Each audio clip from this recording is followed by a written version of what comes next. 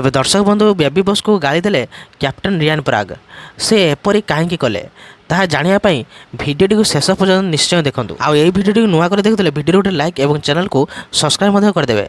तेबे दर्शक बंधु चलते जानिबा कहीं रियान पराग गाली देले सूर्यवंशी की। तेबे चलित आईपीएल रो द्वितीय क्वालिफायर गुजरात बनाम राजस्थान मध्य खेल जाइतिला।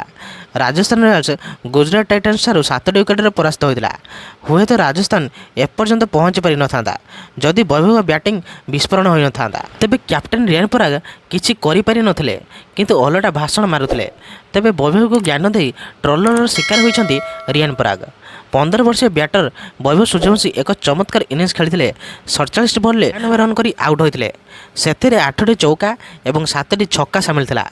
204.26 स्ट्राइक रेट रे बैटिंग करते किंतु शतक हासिल कर कागिसो राबड़ा बॉल रे प्रसिद्ध कृष्ण द्वारा कैच आउट होते। तेबे शतकरू वंचित होई प्यावेलियन फेरी वैभव। 15 वर्षीय वैभव निराश थे।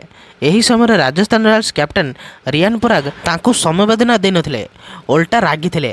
पूरा स्टाडियम दर्शक वैभव को स्वागत करथिला। चमत्कार इनिंग्स पई स्टैंडिंग ओवेशन देथिला किंतु रियान पराग वैभव को रागी करी किछि कहिथिले। तेबे डग आउट रे वैभव को रियान हाथ हलाई किछि कहउथिबा देखिबा मिलिछि जहार वीडियो सोशल मीडिया रे भाइराल हेउछि। एहा परे यूजर्स रियान को समालोचना करुछंती। तेबे क्वालिफायर 2 रे हारिया परे रियान पराग को सोशल मीडिया रे ट्रोल कराउछि।